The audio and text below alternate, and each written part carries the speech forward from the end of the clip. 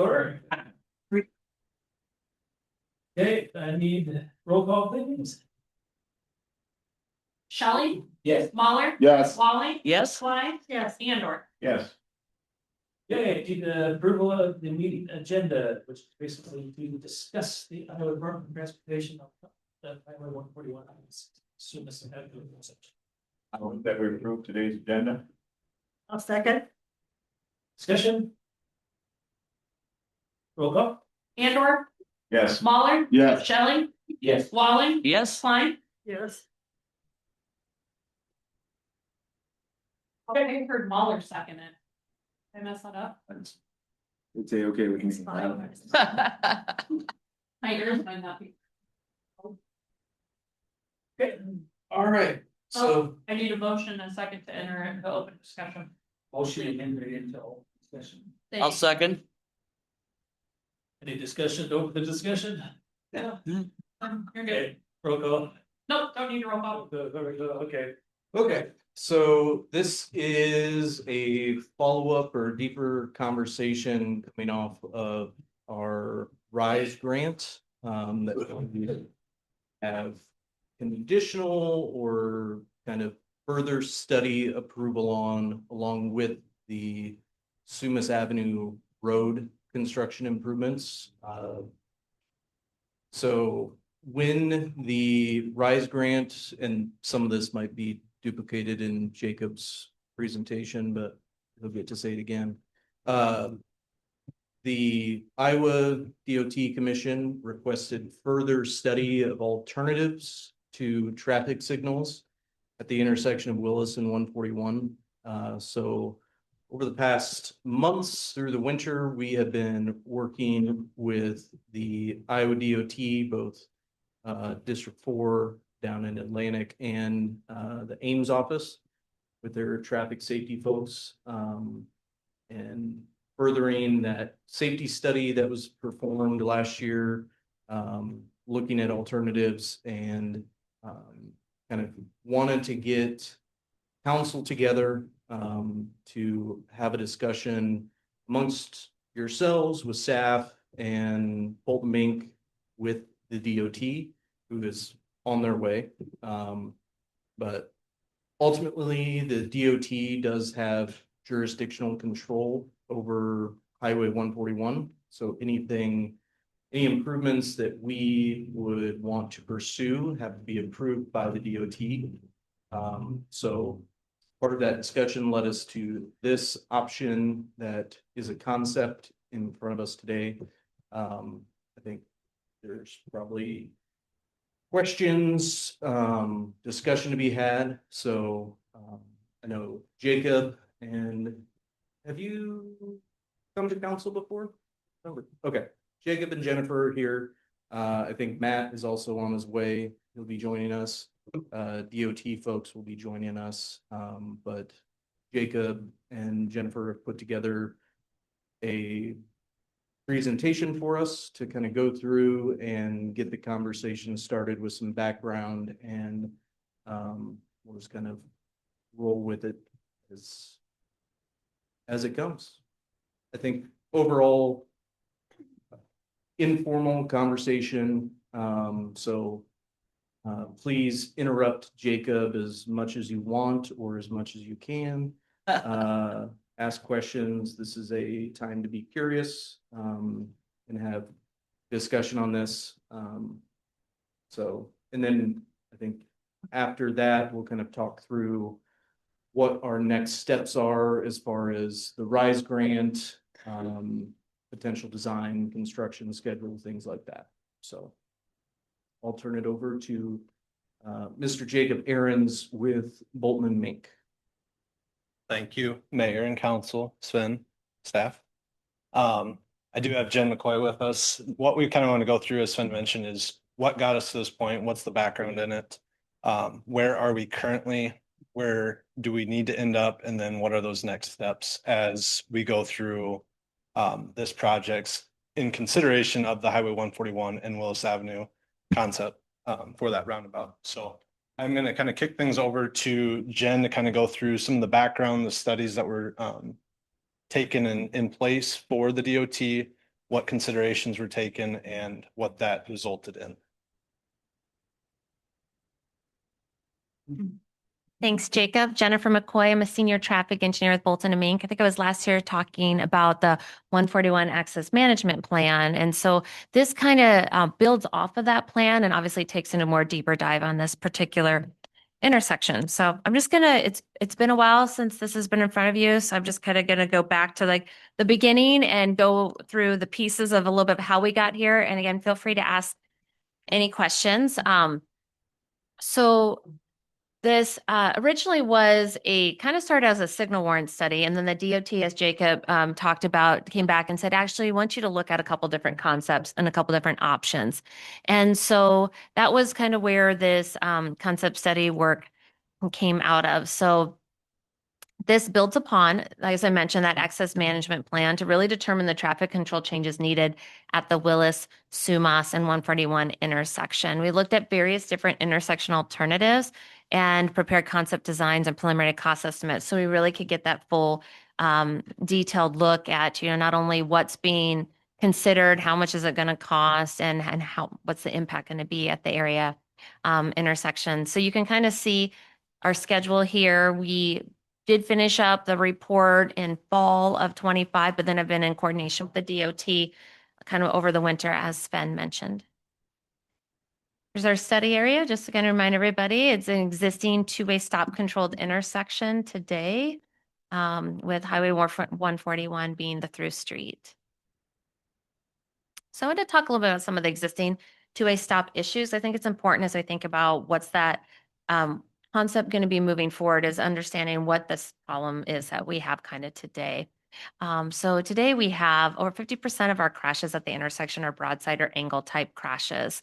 And that, as you can see, the trend since Casey's opened has been trending upwards. So we've seen these crashes are those angle type crashes. Those broadside or T-bone type crashes tend to be the kind that result in injury, right? Especially on a high speed roadway. And so we do have almost 50% of the crashes occurring there today, resulting in some sort of injury. We're going to talk about safety a lot in a little while when we talk about the different alternatives. So I think it was kind of good to understand what types of crashes and then, that they are resulting in injury. Some of the other existing issues are sight distance constraints. If you visited the Casey's and tried to pull out, making a northbound right or left, the berm kind of on that southwest corner really does kind of cause some problems. It does meet the sight distance requirements for passenger cars, but it doesn't meet them for semi trucks. And there's different requirements for sight distance for cars versus trucks, because trucks take a longer time to get up and going. So they need to have more visibility of traffic onto the road that they're turning onto. So that's just that's one of the other existing issues there. And then next slide. The other is, this is how I could best show it, is I'll call it confusing lane alignment. So yes, there is. And so it's just the lanes don't match up. There's not a lot of storage in the middle of the kind of median area. It's just kind of confusing on how people utilize it today. And then here's some comments of what we heard through that access management plan process through our public outreach there. People recommended putting in a right turn lane or even an acceleration lane for people trying to get in and out of Sumas. Another one is, and I'm sure you've seen this, trucks can't make it across the intersection if they're trying to make a left-hand turn, so they sit and block that median area. They may even stick out into a travel lane on Highway 141. And then one of the things that we did here is that if intersection improvements are made, we need to look on how to accommodate a semi-truck without using a truck apron or having to roll a curb. I believe it's Percival has a lot of sensitive scientific equipment they're bringing in and out of there, and that was a concern of theirs. So those are just some general comments we've heard, and I'm sure we all have our own list of experiences that we could add to this from that intersection today. So when we look at how we're going to study the intersection, we need to understand not only what's there today, but also what it looks like in the future. And to determine the future, we need to look at growth. And so you guys have been, City of Perry's been going through and updating your comprehensive plan. And so that's that kind of draft map as it sits. You can see the Willis and Highway 141 intersection. A lot of that area in that purple is industrial, and red is more commercial type and then the yellow would be more single family. So based upon the 100% growth comp plan, it has the industrial park as almost over 1.8 million building square footage at the 100% growth. And so talking with the city, when we said, what is really more realistic in the next 15 to 20 years? Do you really think you're going to build out 1.8 million building square foot in your industrial park in the next 15 to 20 years? And the conversation was, no, probably 50% growth is more realistic in that next 15 to 20 years, because we are looking, our future year is 2040. So we're looking at 15 to 20 years out. So then that factors in, now we understand what our background growth is going to be. We also know there's 2 developments coming right away, already being constructed, and that is JBS and ADR. And so we took the actual development trip information from those 2 properties and combined them with that 50% background growth for the rest of the industrial park that could develop potentially in the next 15 to 20 years. And that gave us, we used that information, and then we looked at assumptions from the comprehensive plan, which really showed us that we wanted to assume that 80% of the workers to these 2 developments will live in Perry, and 60% of them will take Willis to and from work.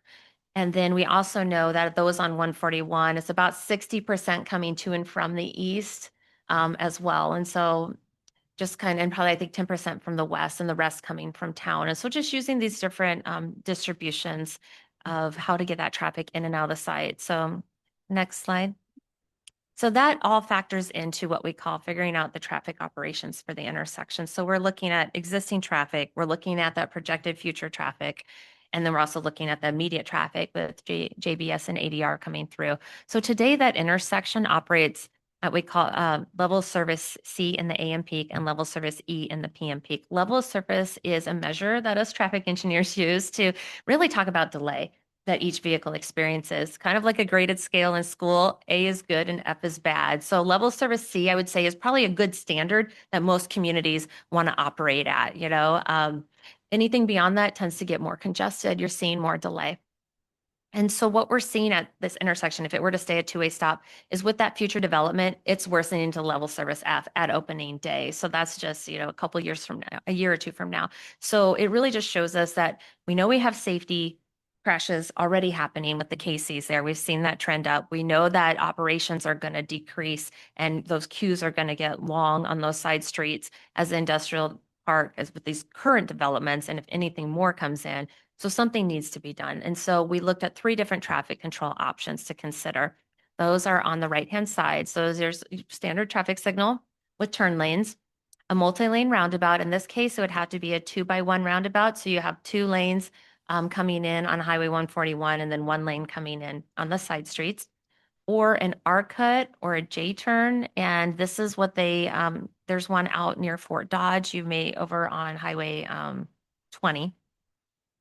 So you may have experienced that, and I'll get into detail a little bit more on each of these on the following slides.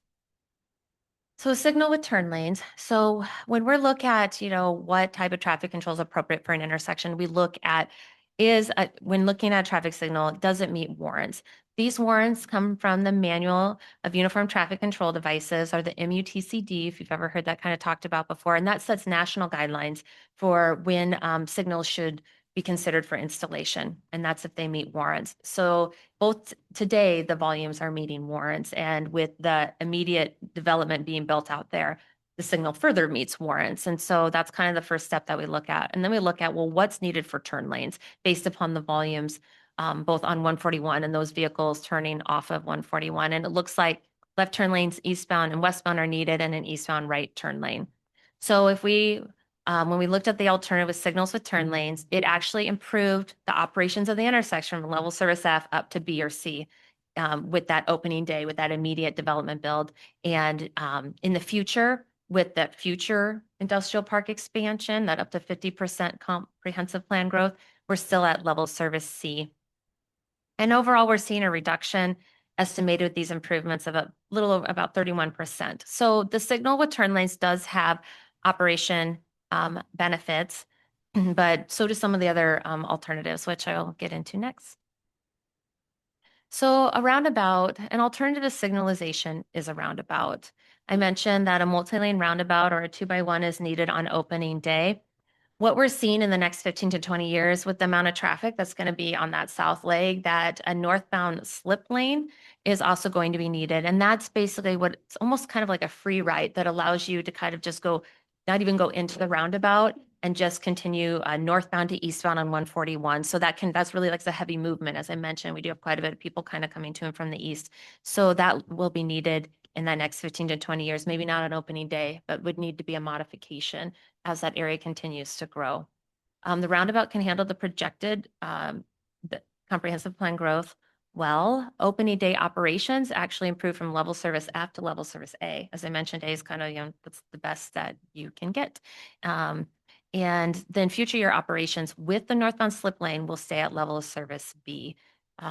However, we do get the queuing kind of switches that, the side streets will have a little bit more queuing with this option than they would with a traffic signal. But we do start to see a higher reduction in crashes with this, especially those crashes, the patterns you're seeing here, which are those angle type crashes, those broadside, those turn related crashes that you're seeing. That roundabout can really help to reduce those amount of crashes. In fact, a 2x1 roundabout has been shown to have a 40% reduction in all types of crashes and an 80% reduction in those serious crashes, which are those injury related crashes, which you may recall are about half of your crashes today there are injury related crashes. And then the final alternative, as I talked about, was the RCI. It's called sometimes a J-turn, a reduced conflict intersection. And what it does is it reduces the conflict points, as you see, from 42 to 24. So anytime you're reducing the number of ways that vehicles can conflict or run into each other, you're improving safety.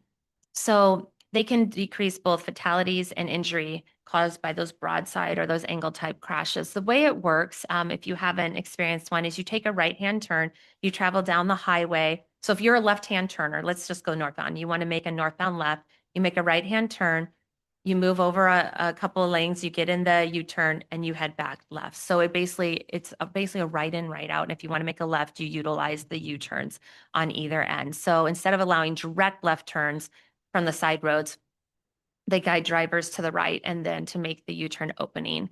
This intersection concept wasn't carried forward further into analysis because we do have, these tend to work well when your side street volumes are lower and there's not a lot of through trips, right? Because through trips, that's a lot of out-of-way travel for a through, which, obviously planning a lot of traffic coming from the city to the industrial park. So we do have a significant number of through trips. We also have a large number of semi trucks. So they take, as I mentioned earlier, they take a longer time to get up and going. So there's just kind of maybe decreased operations because they have to stop and go and then stop and go as well. And then just some of the concern of a semi truck, the higher speeds and having to get over into that U-turn area. So that was one of the reasons that wasn't carried forward.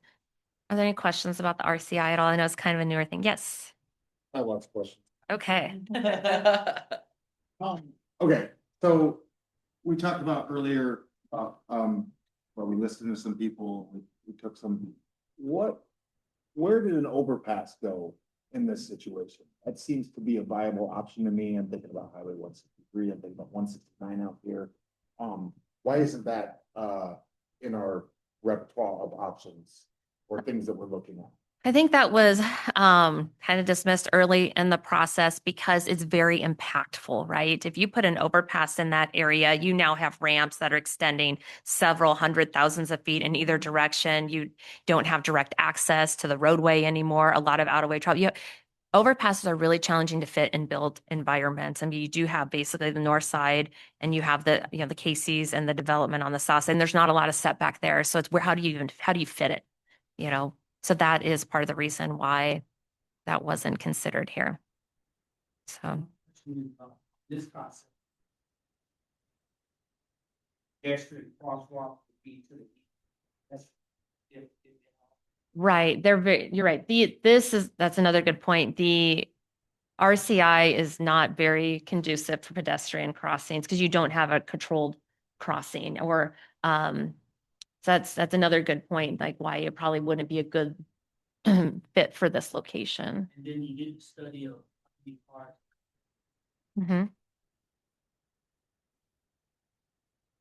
We We didn't estimate pedestrians. We know kind of pedestrians today, but we didn't estimate pedestrians are hard because we called like latent demand. We know that they're likely, if there is a safer way to cross, you may see more people crossing there than you do today. So you just have to kind of know that, you know, if the destination is there, you likely will have the increased traffic. So if you have a safer way to get across the river.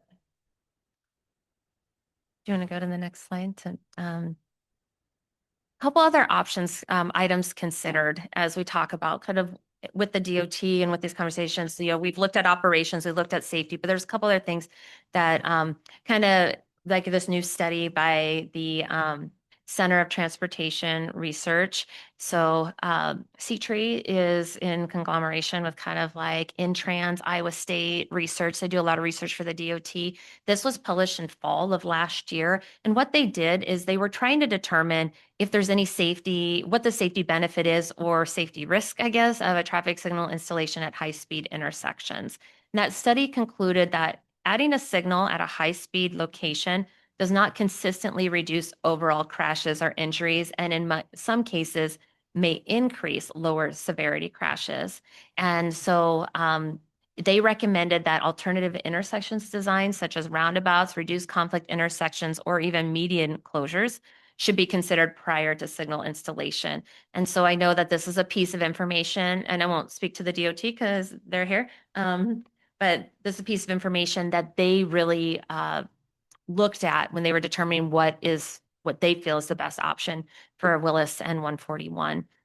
In addition, you'll see in just a moment, I think you also have a copy of the evaluation matrix, that the 2x1 roundabout has the biggest safety benefit of any of the options reviewed.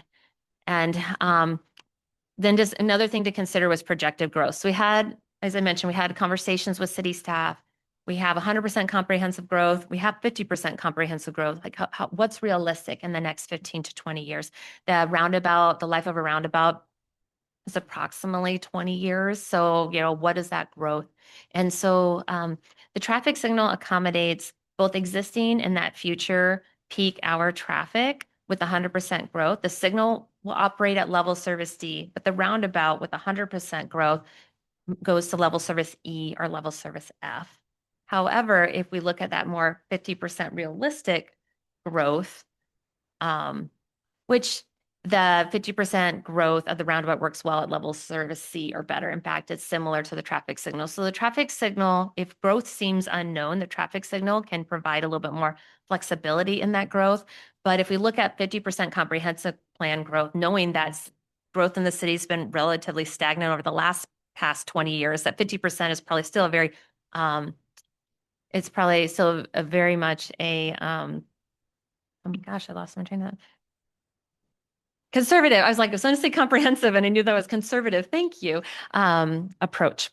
And the 2x1 roundabout improves safety with less injury crashes expected than traffic signals. So as I talked about a little bit more about that research, when you put a high-speed traffic signal in, you know, you can end up with people either running the signal, so you still have the risk of ankle crashes, or you have an increase in rear ends, right? People aren't expecting to have to stop for the signal and things like that. So those are some of the reasons why those crashes or the crash benefit isn't really recognized on high-speed rural road type signals. So from what that research showed. If you go to the next slide, this is just where we try to put everything together in one area. And, you know, we kind of have worst, better, and best. And so I know there's a lot of numbers on here with the levels of service. The number is the actual delay in seconds. And then the letter is the level of service grade. These costs are based upon the costs as they sit today. There may need to be some changes based upon the conversation that we have today. But you can see the benefit cost ratio. So that benefit cost ratio is actually a calculation that looks at both the crash benefit, the cost to society for each of those crashes, because injury and fatalities carry a high cost to society, and also the cost of the project. And so the idea is, obviously, if your benefit cost ratio is above 1, you want at least above 1. That shows you that the cost of the project is at least has, you know, greater benefit than the cost of the project. But the higher the number, usually the better the safety or the benefit of the project would be. So So as you can see in that 50% comprehensive plan growth, both of those squares are yellow, which tells you, the operations are pretty similar. When we get to that 100% comprehensive growth, that's where you see a little bit of difference with the roundabout.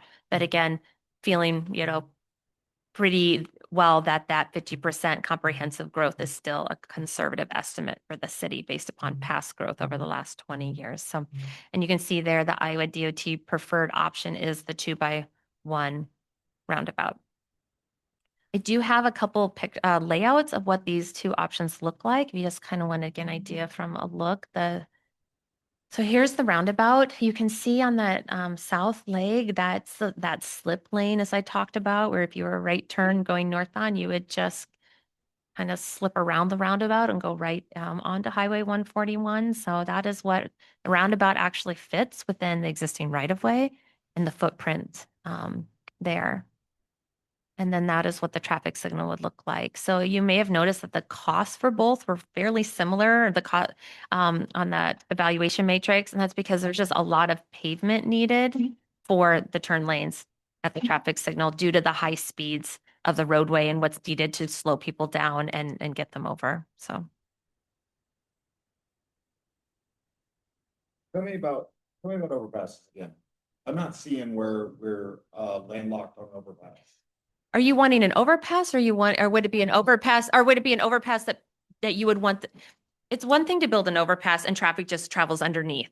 But if you want connectivity to the overpass, now you have ramps and it's the space for all of that. So, possibility, is that what you're telling me, or it makes it more difficult or more? It takes a lot of land. So it would impact these developed properties that you have both north and south of the intersection to do that. So I am not an interchange expert. So if someone who is would like to, if you want to answer a little bit more about that, Austin. Would go over. Yes, 141 would go over. Correct.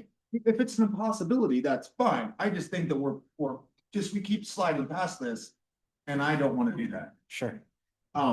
Because while I am actually an advocate of roundabouts in suburban settings, I am not an advocate of them on highways. And I think based on my travels, that an overpass seems to be a viable solution in many, many communities with less population and less traffic than we are going to have in this intersection.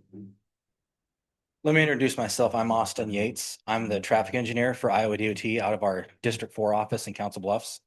So believe it or not, DOT considers Perry in Southwest Iowa. So even though we're out of Council Bluffs, you're in our District 4, what we call ourselves.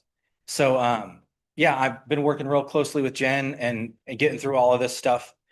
Working through the RISE process. It's great for both the locals and for the state to be able to do some things that we wouldn't normally be able to accomplish without these extra funds. So it's great to be part of it. I want to answer your questions directly about a grade separation. This wouldn't look like it looks today. We would have to go a little bit farther to the west. Now we're buying Sven's house. They take up a lot of room because of the earthwork that you need to make all of the connections. So when we're talking about the design aspects of roads, the number one thing that controls everything is the flow of water.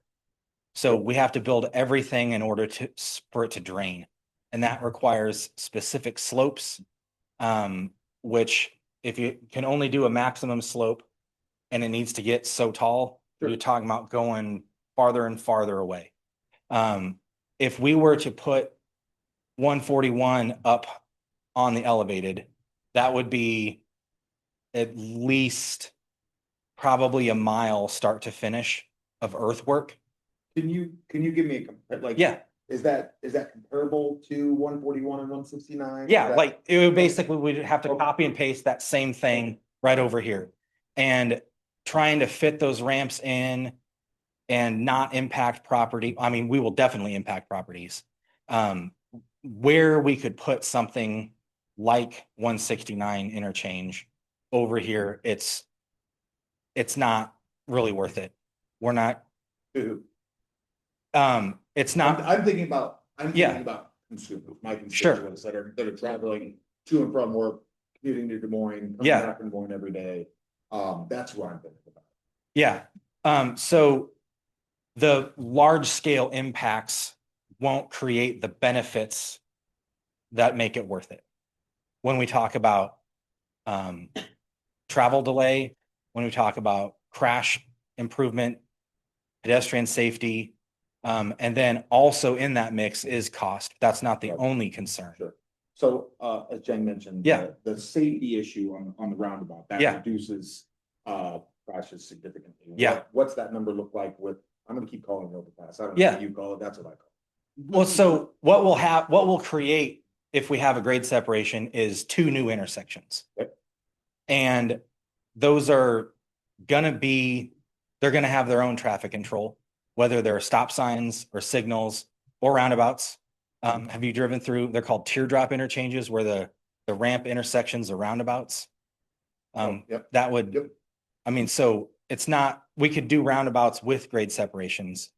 But what really prevents a grade separation is the amount of impact it would cause to the built environment already. So is it impossible, impractical, or horrible? Impractical, that's a really good word. I Okay. like that. It's doable, but it would be massively impactful. Okay, so then my follow-up question to Yeah. that is that based on, if we were at that 100% growth that we talked Yeah. about earlier, would it then make sense to do this as an overpass? I'm gonna keep saying overpass. Yeah, that's fine. When we get to the point of surface intersections breaking down, that's when we consider grade separation. Cool. So yeah, short answer, that 100% growth, which We would is be then looking at something. probably more like on the 70-year horizon or something. Well, that's something. Like that at all. However, with that 100% growth scenario, as the city grows to the east, that's going to cause more connections farther to the east and farther to the north. So there will be more connections needed to 169, for example. I guess the thing that I continue to think Yeah. about, we just went through 3 new housing projects here in the last month. We have secured JBS and the ADR in the last year. I mean, I would like to stay positive about it, say that we're gonna put a Tones in an Amazon fulfillment center and all those things in the next, whatever this speculation is, you know? Yeah, And the thing that we talk about a lot around here is not spending money then to undo the spent money and do a new thing. So I guess I would really like to see a better, longer look at the hard thing that might do that. That would be. Oh, sorry. I'll get- I just know people are gonna watch this Sure, recording, so sure, I sure, don't wanna hear what you have to say. I apologize. Okay. I guess that would be my preference. I don't know if Sure. that's feasible. I don't know if that is also impractical, but I would really like to look at that, I think, from a safety and from a commuter standpoint. so let me talk about what we're looking at as a DOT. So we're looking at the whole primary system. Sure. We work very well with our locals, but we are looking at the primary system. And kind of our priority is mobility is number one. We want to move people. We want to move stuff, whether it's people or products or livestock, whatever. We need to move it. Sure. So mobility, and then we look at accessibility. So once we get you to the general area, how are you getting to the local system? How is a livestock truck getting to a specific farm to pick up? How is that truck getting to a specific processing facility to drop off? That kind of thing. So we look at mobility, accessibility, and then underpinning everything is safety. So that's the kind of lens we look at for when we're talking about making improvements. How are they doing on those three factors? So a signal is pretty good on accessibility. You can make, I'm getting really specific here, but when you have 2 roads connect, there's 12 movements that people make through there. So eastbound left, eastbound through, eastbound right, northbound, southbound, westbound right. So we have 12 movements that we need to accommodate.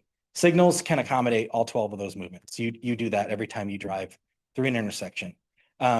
So accessibility is good. Mobility is okay. People are going to stop sometimes when they don't need to, or you're going to stop the highway traffic to let one car from the side street out. You all deal with that. And then safety for a highway signal, safety is abysmal. There are high-speed crashes. They're really bad crashes. A signal, they're color lights that hang in the sky.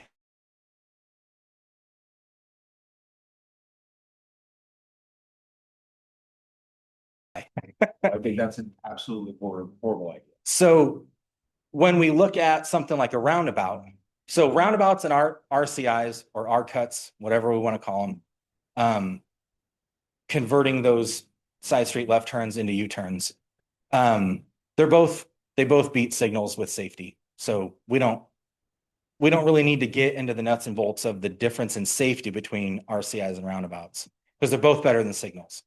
But they're different. Those two things are different because RCIs are intended to emphasize mobility at the expense of accessibility. We remove turning movements and we keep highway traffic going at highway speeds. That's the purpose of an RCA. And a roundabout, we kind of slow down everybody. So mobility takes a little bit of a hit, but we preserve all of the accessibility. We can make all the 12 turning movements are accommodated at a roundabout. We're not breaking any connections like we do with an RCI. So weighing all of those factors, that's what makes a roundabout beat an RCI. That's what makes a roundabout beat a signal in terms of what we want to provide to the travelers going through it. Now, the other aspect is, so that's just traffic operations. Okay, yeah, so where would then, wouldn't a overpass be the best of both of those worlds? I know that I keep on hitting on this. Yeah. And you explain you're probably infinitely smarter about these things than I am. I'm sure that you are. You deal with this stuff every day.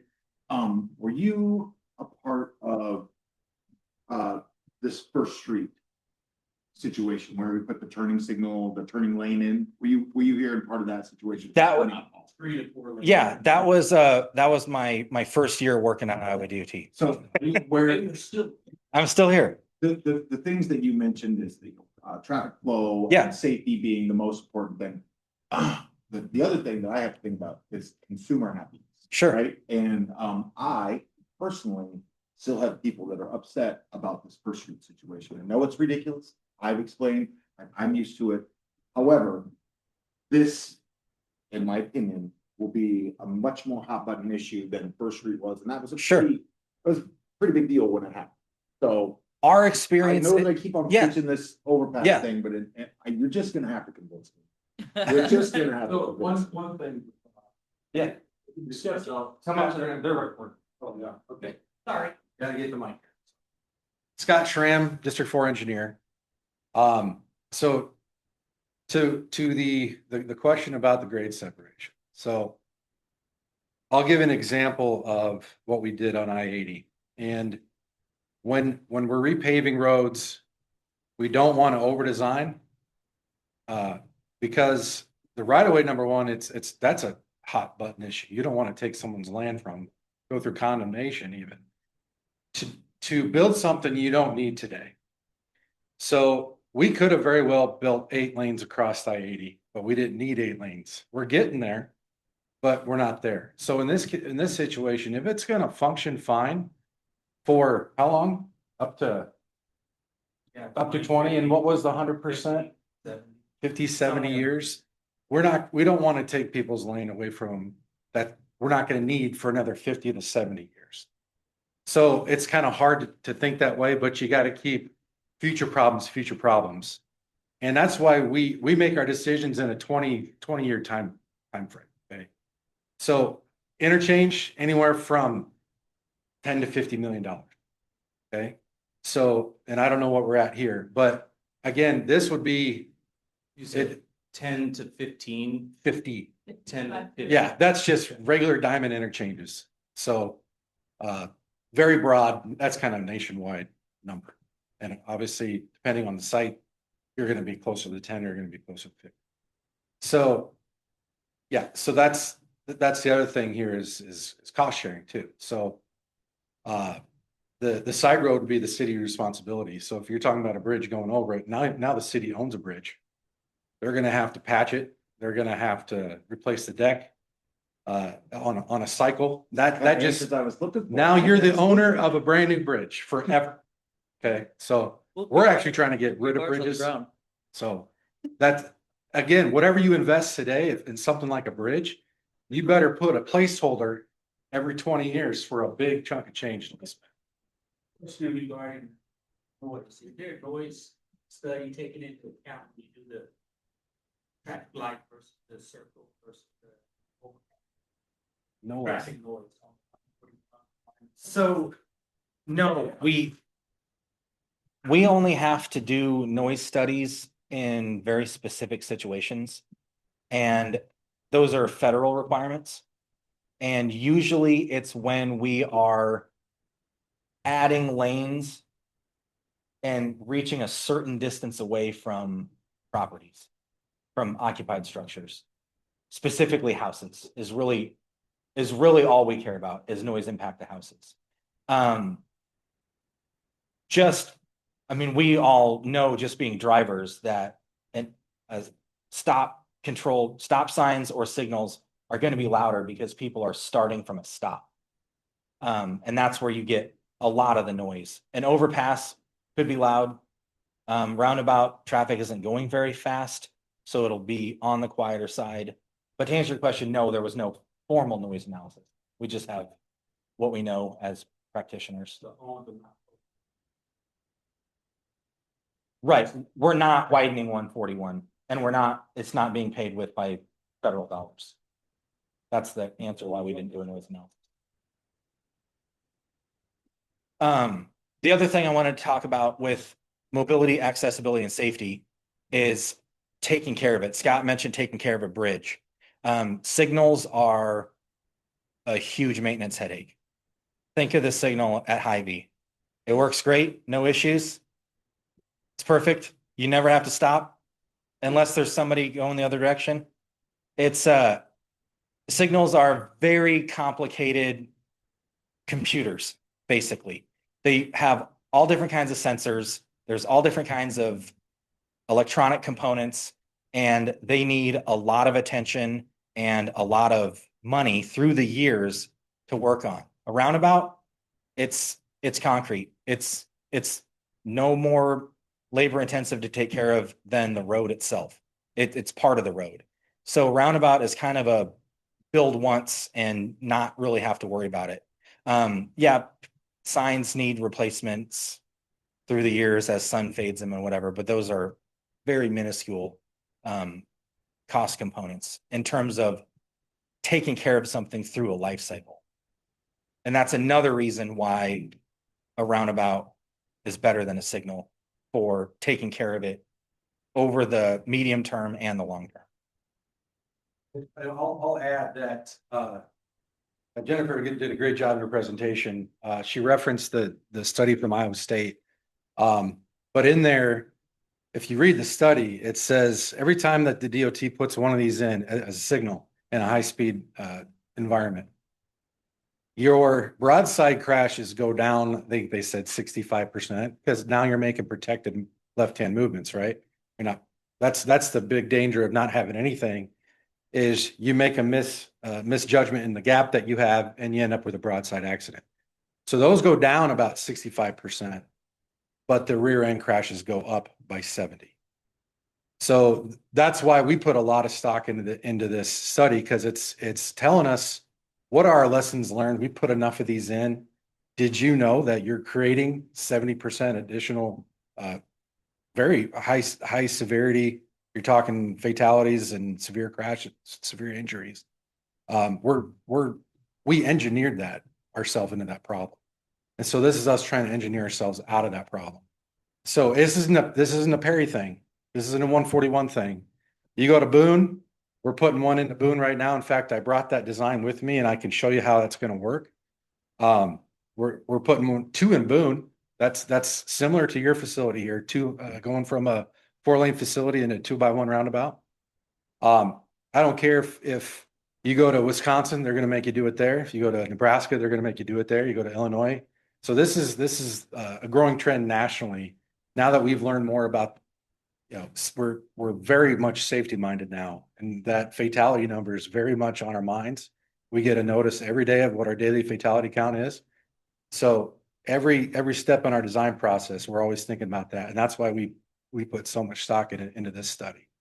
They're telling us what our lessons are learned, so why would we continue to ignore the research instead of trying something different? So that's kind of where we're at. We're building them next to high schools. People don't like them. When they come to the meeting, they're all fired up, but by the time they walk away and we explain things to them like this, like, hey, did you know that you're not gonna, the ambulance probably won't show up at a crash at a roundabout. You're gonna lose a bumper, maybe a tail light. Those are the ones you walk away from because they're happening at 10 to 15 miles an hour. When you get rear-ended at 70, that's when the ambulance shows up. So that's kind of what we're trading off here. And so it takes some getting used to, and we have lots of materials. We spent a lot of time with public outreach to dispel any of the rumors. You can't fit windmill blades through there. Can't fit big trucks through there. Can't fit fire trucks and first responders. Yes, we can. We've got drones and videos can't put one in front of an elementary school because of the pedestrians. Nope, they're perfectly safe. We can get school buses around there. We can make them perfectly safe. So I don't know where in the, yes. What would be the purpose? 2 into 1, 2 lanes going into 1 lane round versus 2 lanes going into 2 lanes. Into 2? That because of We're gonna keep 2 lanes, east on west on.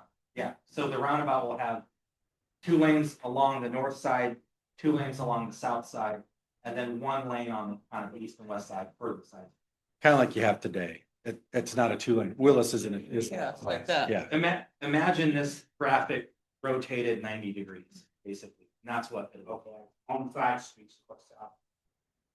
Is 1 lane. Yeah. I think it's just the 2x1 is just the definition of that design style of Thank you. like 2 lanes in each direction, east, west. 2 lanes on a major street, 1 lane on. And then I like this graphic because it shows that the median island doesn't have to be a circle. We'll design that based on the needs of the traffic that's using the roundabout. The roundabout itself doesn't have to be a circle. It can be an ellipse. It can be any sort of roundish shape. But the island, which the light green right there, that's going to be the shape of whatever it needs to be to move the traffic that we need to move through.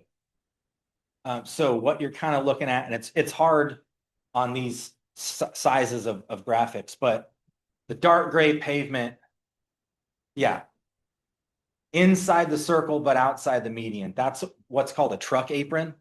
So it's a real low. It's not even really a curb. It's intended to be driven on by large vehicles. It's there for the rear axles of semi trucks, school buses, garbage trucks, dump trucks, whatever. As they turn, as their rear axles take different paths than their front axles, we call that off tracking.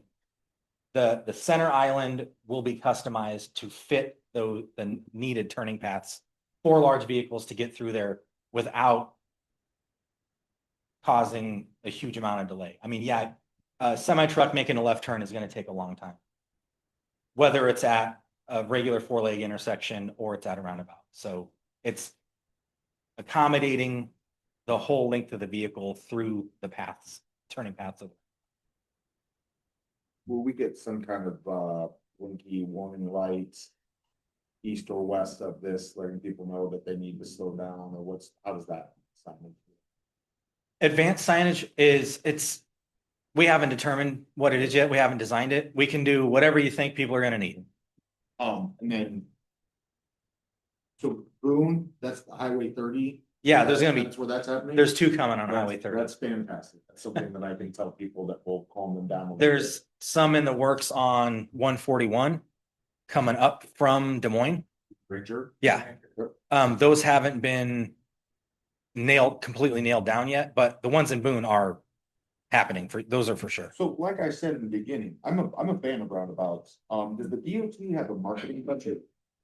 Because you're not gonna get the phone calls, I'm gonna get the phone calls. I'm a fan of it, but, what do we say to people other than, because they're gonna tell me that I'm just reciting numbers for state. Sure, They're we have a lot of materials, Right. yeah, that we can pass on to you to Fantastic. give out to people. I've already established that any information we put out will have Austin's Personal Personal cell phone and number. cell phone. That's. Yeah. But that, all kidding aside, it's the DOT's jurisdiction. You can send everyone happy or angry towards us. And we will answer all the questions. I have a feeling there's gonna be some public pushback when we announce this. And I think it's great. I really do. I'm not opposed to roundabouts. But I have a question. I was just gonna kind of going back a little bit to the conversation of, you know, I think one of the handouts I gave you all was the Boone, 2 roundabouts moving on Highway 30.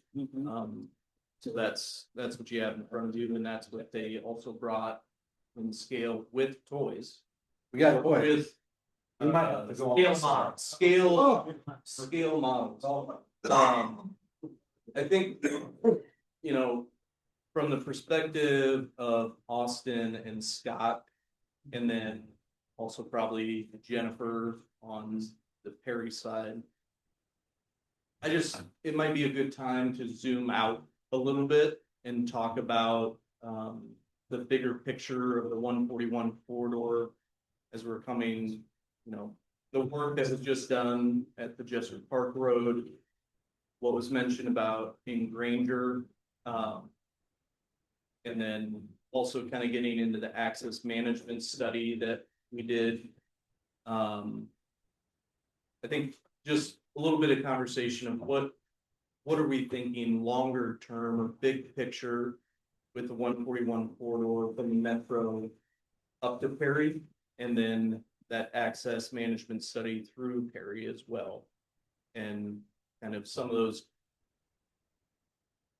bigger picture, maybe longer term conversations that have been had with Ranger, and then conversations around the access management study through Perry as well.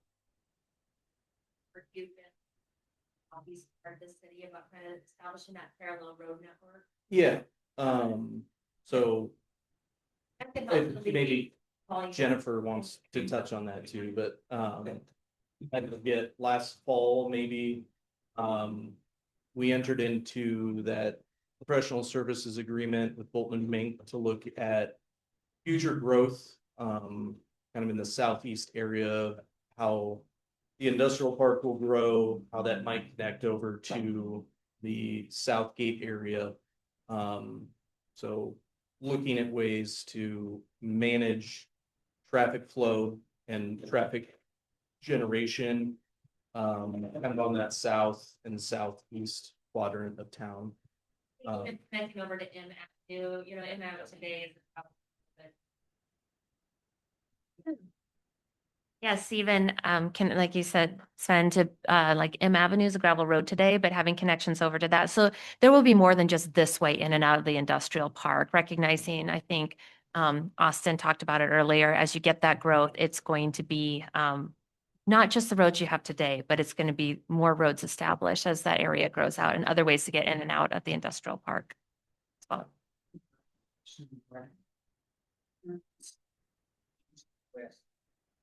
This section. Mhm. Would this roundabout eliminate that, or would we still be no engine? That's the problem. You can call and they say, oh, the J pipe is J. And I believe that's a city ordinance. So DOT install, yeah, That would eliminate fast traffic. Why? And after Jake break out at his house. yeah. So just in general, the DOT will install the Jake brake signs if there's a local ordinance to support it. And typically, we have some flexibility, but typically we install those at corporate limits of a city or at county lines if it's a county ordinance. If there's some specific problems, we have a little flexibility to move those to different places. But you brought up a great point that having this roundabout on the east side of town will kind of create, it sounds flowery language, but to kind of create a gateway coming into Perry as traffic is coming west off of 169 coming out of the metro. So yes, trucks heading west will already be slowed down. I don't drive a truck. I don't know if it's worth it to speed back up between where this roundabout will be and 144. I don't know if it's worth speeding back up. Maybe some might. Maybe they will still be Jake braking a bit down at 141 and 144. I personally think that a truck probably wouldn't get up to the speed where it needs to use the Jake brake specifically for westbound trucks. Eastbound trucks, I don't think we would affect it that much out farther to the west. Either way, it doesn't change the ordinance. Yeah. You're welcome. Do you have an anticipated speed through this? Or what sign you're gonna put up at the end? Slow people down to a certain amount? Well, we won't change the regulatory speed. We'll have advisory speeds coming into it. But it's just like where you have a stop sign, we don't have a speed go down to 0 going into it. You slow down slow enough to make the maneuver for the type of vehicle you have. But we will. I mean, like at 144, where there's curbs there that you have to slow down below the posted speed limit. So is this gonna be safe to go through at 55? Oh, absolutely not. No. Okay, so there's gonna have to be some. It'll slow to 35 or it'll slow be to- in a passenger. If you're in a passenger car, you'll probably be able to go what 20 to 25. And the larger the vehicle gets, the slower you'll have to take it. But no, you will not be able to take the highway speed. And that's So there's Yeah. just a sign slow, but it doesn't really tell you how slow you have. Yeah, we'll have an advisory speed of, it'll probably be posted at, I'd imagine 20. Yeah, a newer aspect of roundabout design. And if you drive through older roundabouts, you'll feel it driving through it. Now we do what's called a fastest path analysis. So where somebody who thinks they're reenacting the Dukes of Hazzard, like how fast they could actually get through the roundabout, that used to not be on the radar. So there are roundabouts, they're new enough in Iowa that we've been doing fastest path for a while here. But if you go to other parts of the country, there's roundabouts where you can take them at 55 or 60 miles an hour through a highway roundabout. But we design them with the curves in there that you can't go that fast through it. Yeah, just to clarify. Difference between advisory and regulatory. If someone does decide to take that at 55, or if they're going 25 instead of 20, they won't get a ticket for that. But they also might end up on their side if they do. So that's kind of what Austin is getting at. You make them, you choose the speed that you can safely maneuver the movement. Signs posted out further, roundabout or something? Yes. Yeah, and those are all design details that we haven't even put pen to paper yet, but things like that will get discussed. And part of our normal development process, this one's gonna be kind of expedited, just because the DOT won't be the lead. We're just gonna slow you down if we take this over. So the design will be a consultant-led design, but we'll still have a step in the design process for a public meeting. It's a big enough change for the public, and they'll come and give us feedback. And typically what that is, it's not a show of hands of who wants a signal. That's not what those public meetings are for. It's just to inform and to also kind of tell us what we missed. I'll give an example. We had a good discussion in the city of Adel, and they were highly focused on pedestrian movements. And so we focused the rest of our design on those pedestrians. So things like that, what do we miss? Well, that's definitely something that we want to incorporate into this, because we anticipate that there will be pedestrian traffic by the time we put a walkway along Willis. what does construction timing look like and how does the flow work through construction? I don't know the timing of it, but I've got relatives around here that are business owners and they're very nervous about it too. I told them we're not gonna close it. Normally on a two-lane roundabout, we have closed those because it's just they're a beast to build half at a time. And it'll get done quicker if we just close the road. We're not gonna do that here. It'll be phased, so we'll do half at a time.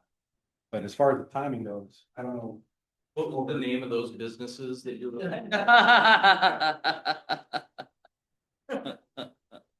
So I think I'm gonna grab my notes quick on the timing for next steps.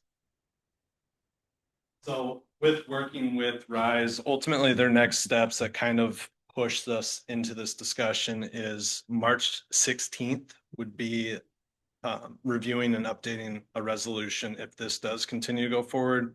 Those documents then would go back to Rise for incorporated into their DOT commission. Upon DOT commission, which is penciled in for April 14th, if we do the soonest possibility of taking action, that's when we would get the funding finalized, updated, per the resolution that was already approved. So that is part of the piece. Ultimately, going through the DOT's process with Rise, we do have the reviews on their part to make sure we're meeting all the boxes. We meeting the DOT's local standards, expectations, doing the meetings, doing the outreach.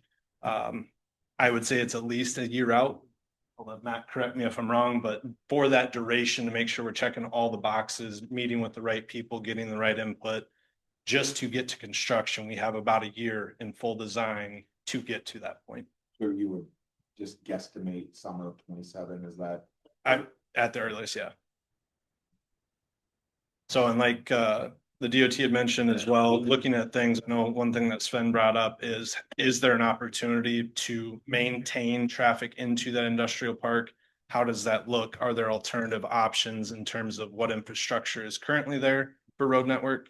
And looking at potential efficiencies to keep traffic circulating while we get as much done as possible. We looked at, does this change any of probably not, the Iowa Street entrance? Would this then make that a little bit safer too? That selling point, is that something I can tell people? So it might let someone else answer that. Anybody, I think we even looked at it, I mean, it's not. So yeah, so where they're looking is the intersection just to the west, Iowa Street, it's got a northbound leg. And I know. The only thing I can think in that scenario is that you would have slower traffic speeds.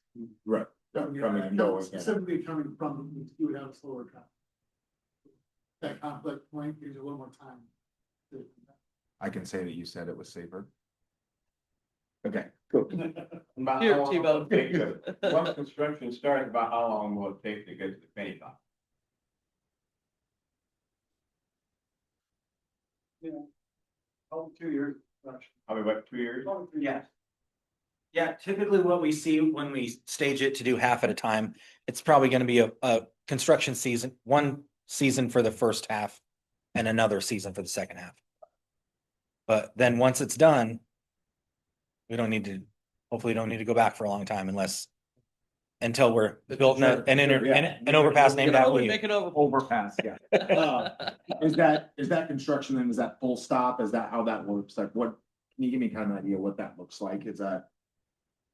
Oh, I understand it's probably, it goes down to 2 lane and then, but then is there? Did you drive 415 when they were doing that over by Taylorville? That's the road to. Oh, yeah. It would be very similar to that, just not Okay. wider scale. Similar kind Yep. of, similar idea, similar Yep. concept. Yep. Where you do half of it, push everything the other side, and then flip flop. Just went through there, completed for the first time last Friday night. Almost identical. How was it? I was on my way to Costco, so I don't remember. So again, kind of zooming out from this intersection specifically, you know, again, there's conversations ongoing. I don't know how far those are with 141 in Ranger. Is there a set time frame on that? those are planned, but they're not programmed yet. Okay. So So. Contrasting the idea of a roundabout corridor on 141, it's a little bit farther behind than in Boone, because those are programmed, those are Yep. are on the way to construction. It would be considered pre-5-year plan Yeah. projects. Yep. So, and then maybe Jennifer and you guys kind of going back to our access management study of the 141 corridor through Perry, which was, I think, from 169 to the Raccoon River Bridge on the west. There's the possibility, like, again, as growth continues or like opportunities come up, changes happen, that there could be intersection changes at other locations along 141. And again, not just in Perry, but throughout the corridor. And I don't know if there's other areas outside of Granger that are being thought of or considered. But just to kind of, again, reinforce, like, from the DOT's perspective, this isn't really a one and done on 141 and the only one that would ever be on 141. I would imagine within 10 years, coming from Perry and going into the metro is going to be wildly different than it is today. And we've got, I mean, for example, I had a map I could have showed you, but we've got a map of all our roundabouts. And you guys familiar with Spencer? US 18, I think it's US 71. That's 4-lane. That'll be roundabout. That's programmed. We've got one in Dubuque, similar situation. It's 4-lane, high speed coming into town. There's a signal there today. We're taking the signal out. We're going to put a roundabout in there. So again, to your point, this is just a change in philosophy on where we prioritize safety in these designs. Now that we know what we know about high speed signalized intersections. And to that point, and Josh can get up and get on the record in this too. He's been pretty quiet. Like we've talked about, the 141 and Highway 144 First Street intersection. I think those signal, the poles, the control box is original to the 141 bypass in the mid-70s. So as of right now, we've talked about doing the flashing yellows to turn, things like that, but the controls are so old and antiquated in the control box that we can't add those. So looking at like a similar traffic safety improvement grant, like what we did the Willis and First Street intersection with, looking at doing that out there to replace those signals, we would likely end up in a similar conversation of, would the DOT allow us to replace those poles and masts and signal heads, or would that be a roundabout? Not putting you guys on the spot to answer unless you want to, but that could be a conversation as we look at other intersections on 141 in Perry. Yeah, we cannot, that maker come up, the technology's so old, you can't change it. The yellows, And that's why Josh just runs the red lights to turn north or south. To turn left. I may have ran a few red lights to turn left. But yes, the technology, it's just old. So there, without upgrading everything or doing anything. So I would say, tell them you're okay with the roundabout. I told Austin, you got to finish paving 141 from Woodward to Perry. Deal? I know you. We can talk. Speak on it, Scott. So I don't know if I think that's one of the things I wanted to kind of make sure was a part of this conversation, is that we're not just looking at one spot on the 141 corridor, that, you know, there's conversations, it's kind of in the pre-planning stages, towards the east. Within Perry itself, there's possibilities of, our current intersections changing as we develop. So I just want that to kind of be a part of the conversation as well. And is this an okay time to talk about options, since we kind of went through the timeline of moving forward with this? Yeah, So- unless DOT or Jen has anything additional. And even if questions do come up, it's not like we're gonna run out of here, as ideas nope. bounce around. Hey, Um, you're not done.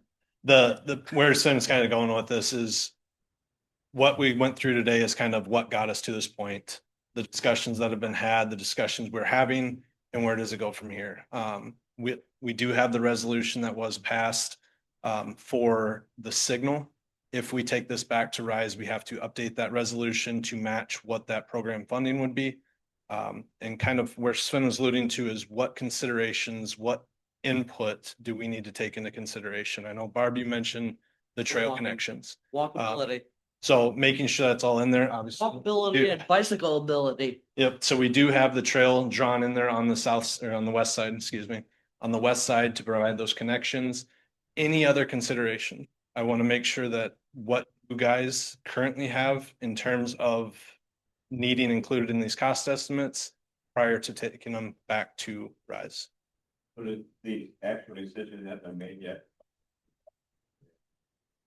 Has it? I think it has. Change it will be. Can you, Scott, can you come up to the microphone and state that? You're pretty loud. I might be able to hear it on the outside. Yeah, so that's DOT jurisdiction. It's a primary highway. It will be a roundabout. Okay. Yep. So Just want to clarify. with that, there's kind of, you know, I would say there's two paths moving forward. We have this DOT RISE grant, which is driven by the JBS and ADR development, kind of connected to the Sumas Avenue improvements. So we can move forward with updating the resolution. That would be already Monday, on this coming Monday's council agenda. That goes back to the DOT for consideration at that meeting in April. And then we would move forward with the project just like we have been with Sumas Avenue, which is a design contract, working through design, and then putting it out to bid. City would be the lead on that bid process. Those bids would come back to the city, and approve the bids, go into construction, and build it now. The alternative, if the consensus or 3 out of 5 council sitting around this table say, absolutely not, I'm having nothing to do with this, I'm hands off, kind of pose that to our DOT friends of what happens. And the response was, well, we'd probably just put it on the we would put it on the 5-year plan and build a roundabout there eventually. So, you know, with all of this, it's not an if conversation, because trust me, I turned the screws as hard as I could on these guys, but they're tough. It really is a win, and it's, do we want to move forward with this project now, or, you know, say we're not having anything to do with it, DOT can deal with it, and essentially making the choice to do nothing now and, you know, see what happens in that time frame of realistically probably like 7 years, it maybe 5 to 7 years to have a roundabout anyway. So it's a little bit of a interesting situation to be in with the RISE funding available today versus a longer term conversation with the DOT on changes to that 141 corridor. But it's really a now or later conversation, and I don't know to what extent there would be a difference of the city council staff, our engineers being in the driver's seat of that design process versus the DOT being in the driver's seat of that design process, and we're providing input or assisting, whether or not there'd really be a difference in the end product. I'm not sure that of what experience has been in the past, but I think that's ultimately what it comes down to is I think it's with the traffic volumes that we're going to be seeing out there, would be my opinion that we move forward with this now so that that safety issue is taken care of sooner rather than later. One question I have, is it a big thing to put the bypass lane from the industrial park onto 141 trucks to get the hell out of here? Well, if they're coming by Casey's, right now, it looks like they have to go through the roundabout and make a tight turn. How big a deal is it to just put a direct Slip lane in now versus in the future. So Jen and Austin, correct me if I'm wrong, but that was looked at in terms of current build of the roundabout versus the future growth and projections for adding onto. Is it a big thing to do that? You're asking to put it in now before a roundabout or with the roundabout? With the roundabout. I believe the current first phase would be just strictly the roundabout, and then that would be the addition added on. In 20 years? Yes. Can we add it now? I mean, because a lot of the trucks coming out of JBS are not gonna be going west. So I'm gonna pull the. They're gonna be going Slides east. really quick here. Yep, I'm gonna pull it up.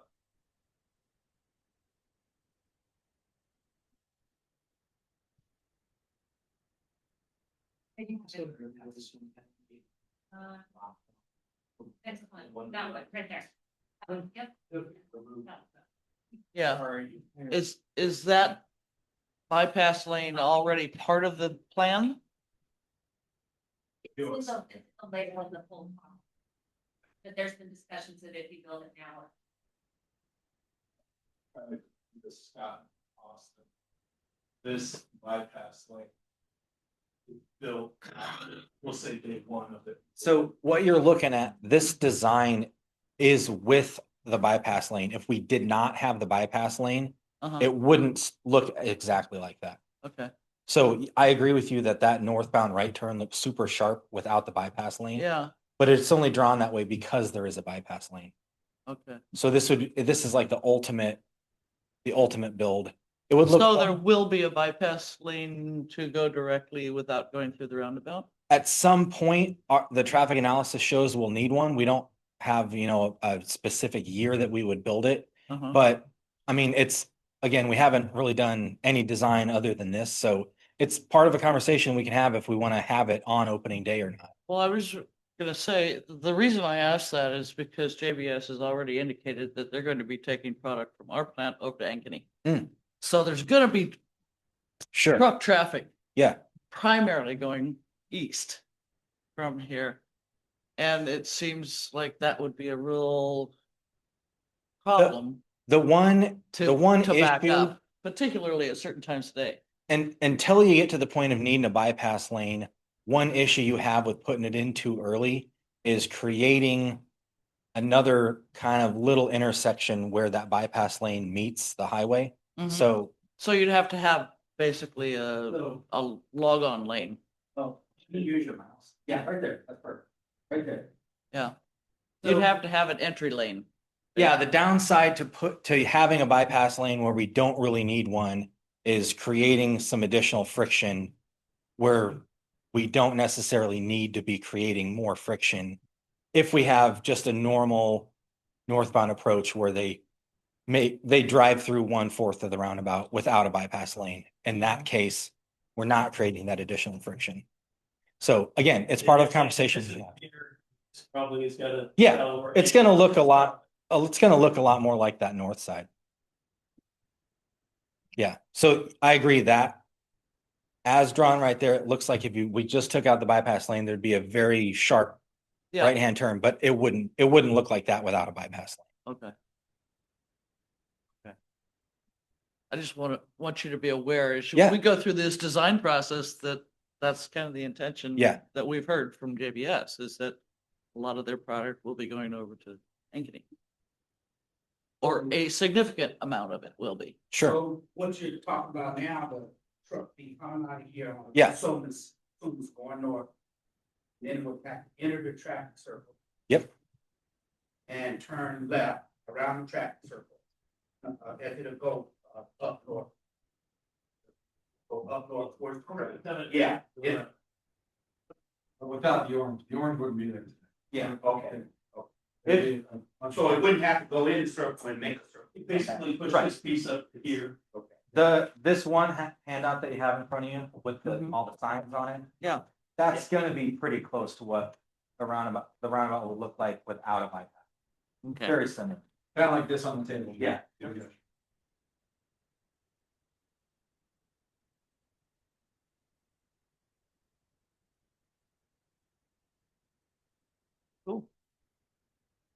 We want to take a break from sitting at the table and I want to look at the. cracker about roundabout. Sure. I want to run a combine with a head and a pickup around the roundabout. Yeah. So this is printed off at a 1:64 scale. Well, yeah. I think whatever these toys are. It's the same scale for these Erdl and John Deere. I think it's 1:60.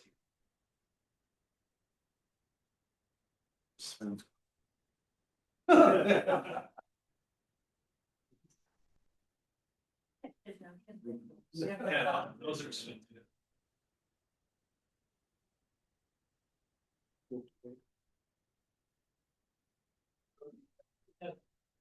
The whole roundabout. Well, the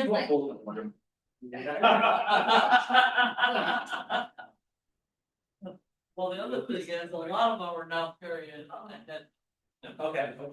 You know, so they've got definitely good something that. Like. This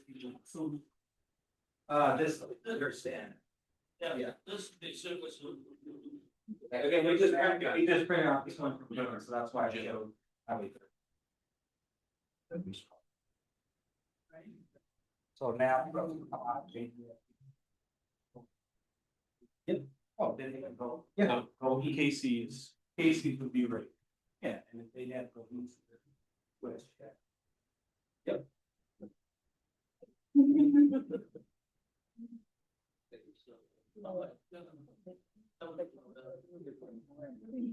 Get the damn truck coming in out of here. Yeah.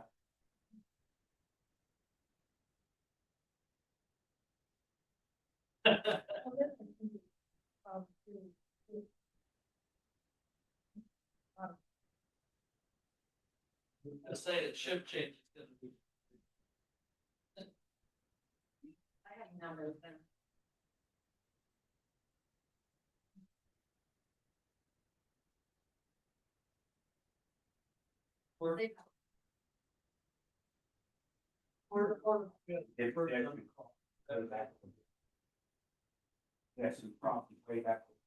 Yeah, Well, actually, that's the Casey's here.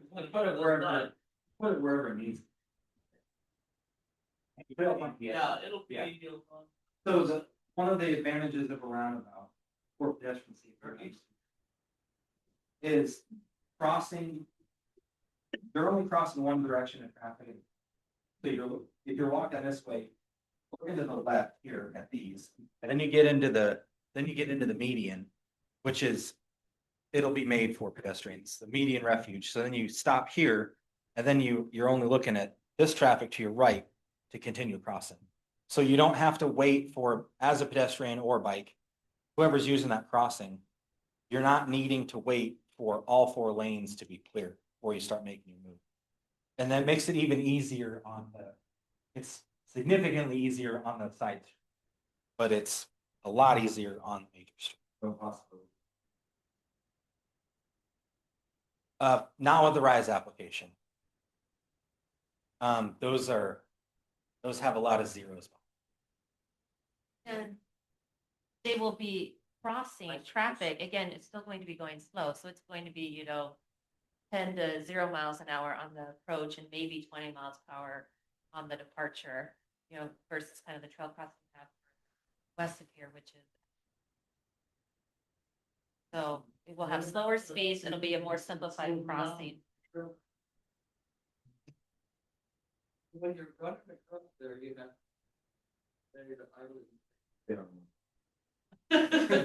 Question regarding pedestrians. One of the key aspects of a modern roundabout is no access to the center island. So we want to, we're not going to have any indication that somebody can make that movement. Typically what we do for landscaping in the center island is, big, tall native grasses, and because it sounds weird. I know it sounds weird coming out of my mouth, but if we can make it, if you're coming up here and if we make it so you can't see those people coming there, that's good. Because you're yielding to these people. We don't want you looking, the more we can focus the driver's eyes on where they have to be looking at the traffic in the roundabout, that's great. Because we're not overwhelming them with, you're seeing, trucks coming out here, you're seeing people coming in here. That whole other side of the roundabout doesn't matter if you're here. All that matters is this car coming right here. That's all that matters. So simplifying the decisions helps people make better decisions. It's a kind of road marking. That's up for debate. Me personally, I like what's called fish hook markings. So we show.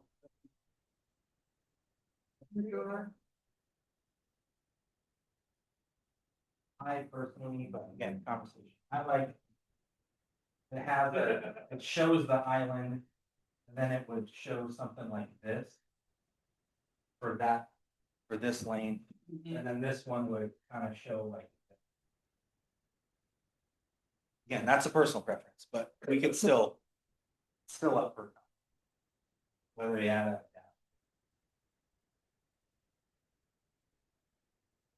The last time I wrote with chalk. So that's kind of like. Yeah. Fish hooks are. Like I think at this point, you want to be telling this lane that's the lane to be in. Front left. So the more information you can give drivers up front and simplify that decision making. I like that longer one. Yeah, I like. You got a car like ahead of you, you can't see it. Yeah, and I like the dot showing that that's the lane that you're kind of next to the big dot. There would be pavement markings and sign. Yes. Yeah. We'd probably do a couple different signs. One way back here, one a little closer than the mark. There'd be a chance. Sure.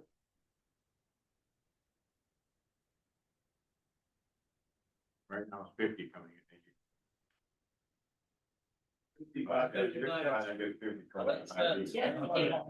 55 to 10th Street, so maybe it could change to 50 here. Request.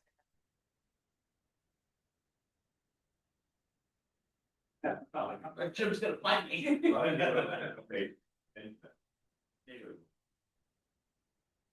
mean, I would say that's probably your biggest thing is being able to say we're providing safety. I can tell you, I know there's a lot of people that were against the 3-lane road. But I can tell you, as soon as we went to the 3-lane road, our accidents, I mean, they plummeted.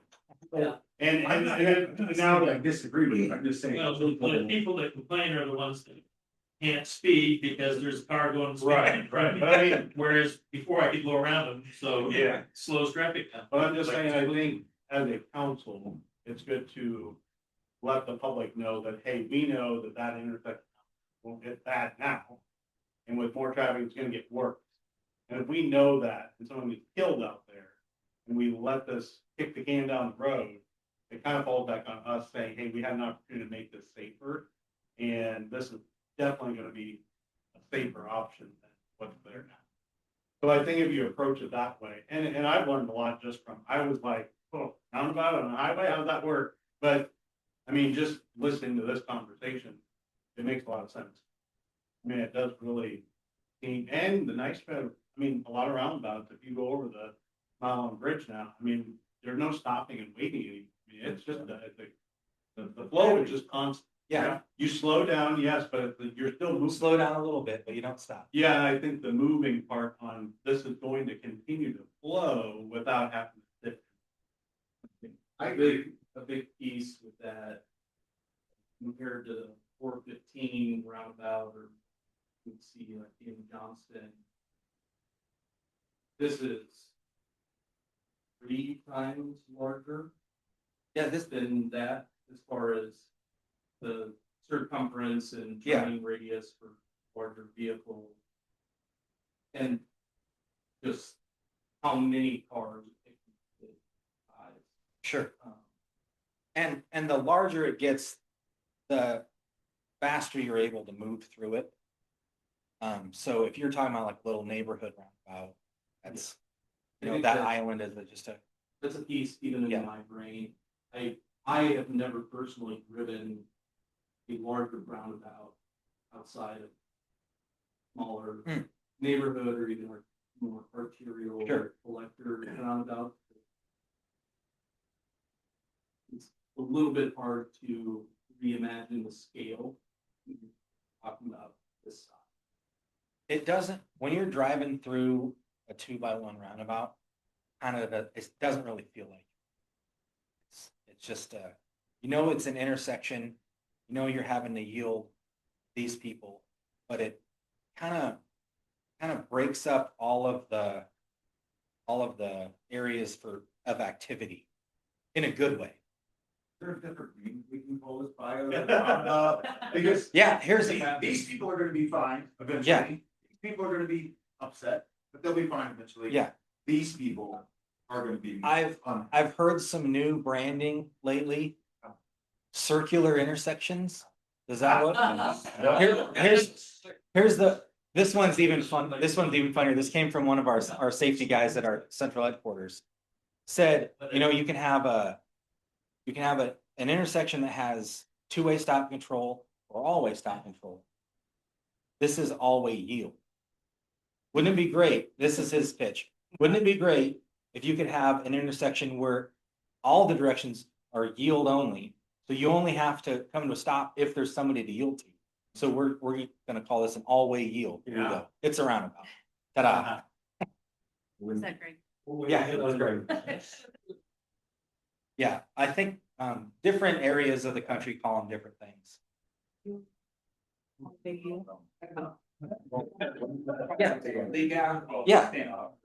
This part here.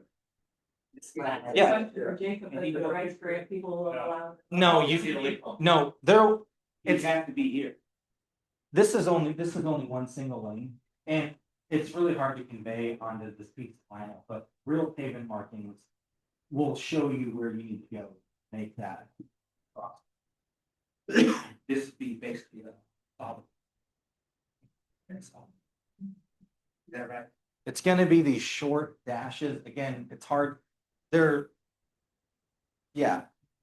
tracks through it, but to print it on here, it would get very jumbled very quickly, but when you're actually on the road looking at it, it shows you where you.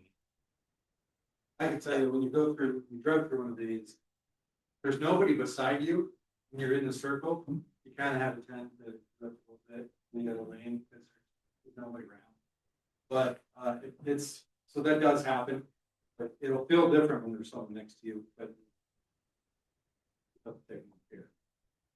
The weird part comes with if you're here, somebody's coming here. And you know you can make it, but they don't go. And you're like, are you going? Cause you could go. So again, That's where your more aggressive drivers. yeah. No, this one would be open to go that way. Yep, yep.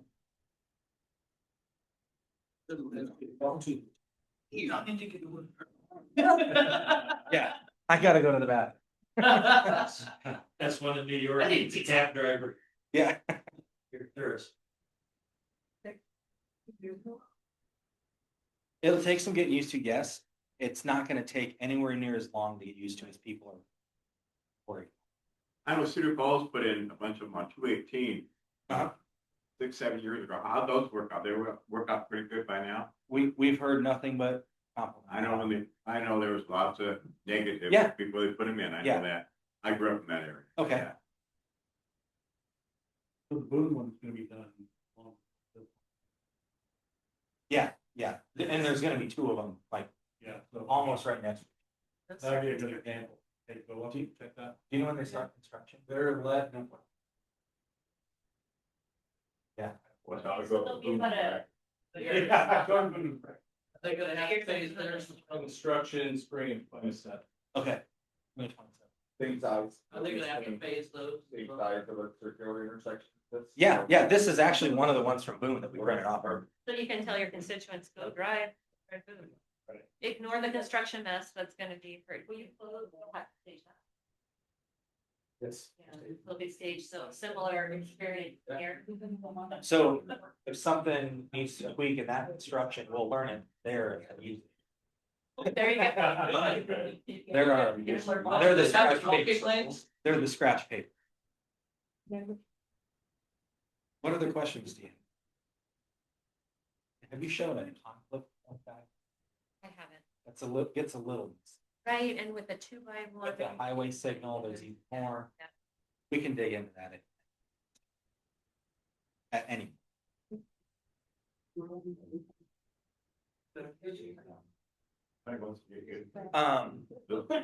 In Boone. I think that's what. Where's?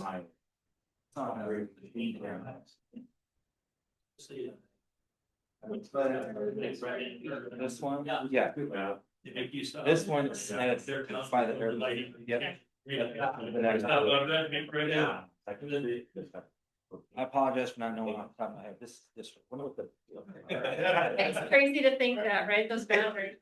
Yeah, our boundaries. We're in the boundary. There 141. So was I. As a verb. Well, there were a lot of them. So. Especially when you were trying to go 90 miles an hour. Yeah, so far. That worked best for it. As far as next steps go. Wait, if we're gonna have additional conversation, can we go back to our seat first? Conversation.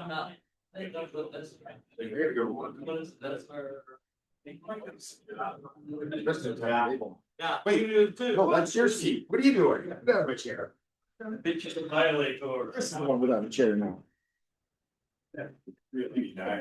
So are we done here yet? No, we have to I discuss don't- like what we're doing. probably Check, should. but should we go ahead and sit down or what? Hey. I mean, we're gonna put it on an agenda, right? Yeah, oh, But yeah. anything else we need to discuss while we're here? I was just gonna. He walked around. Yeah. I think he went to the bathroom. So. Oh, no, he went around. So as far as next steps, we'll have an updated resolution on Monday's council agenda. With updated costs and information to take back for the DOT commission meeting.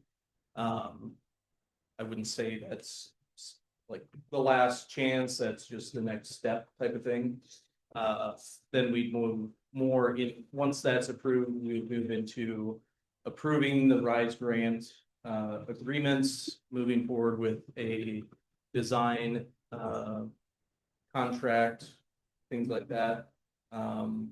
And it should only take a month or two to do the design work on this, I would think.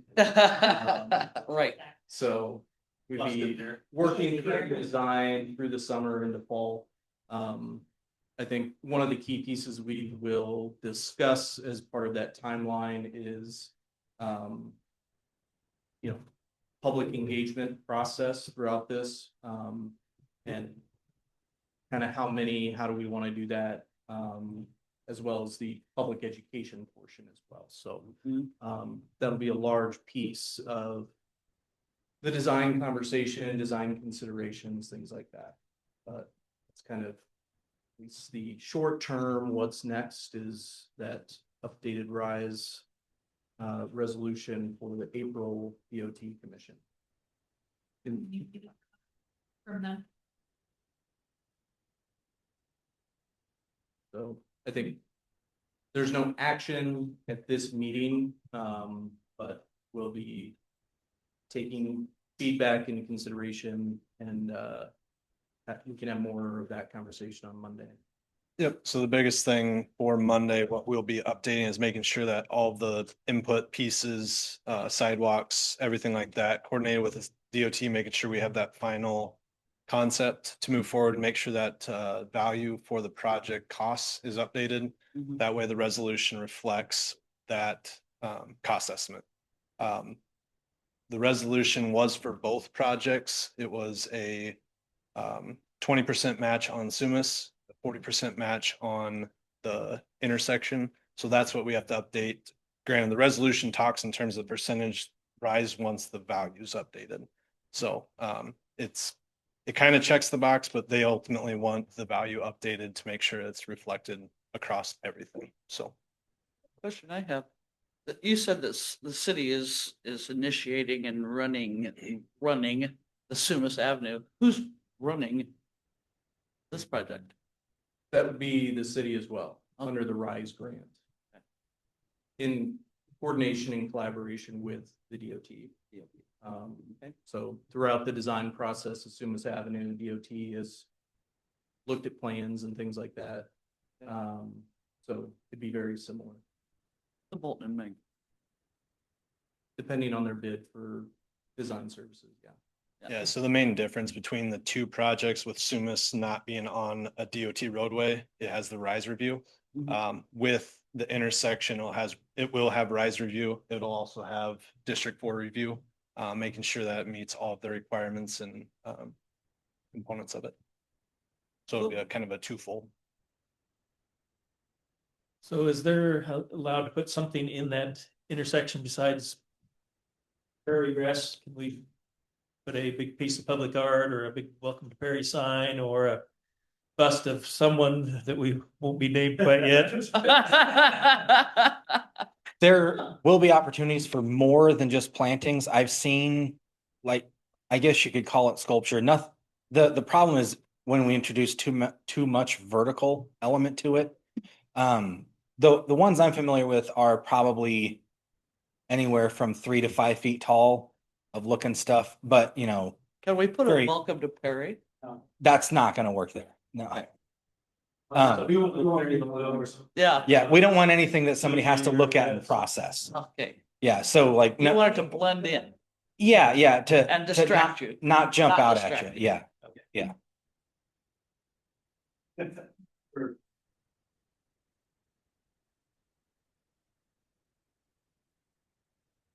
Anything else?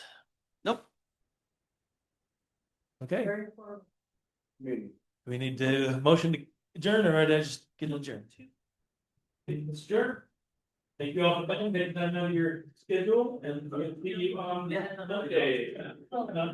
Thank you, everybody, for your time. Thank you. Thank you.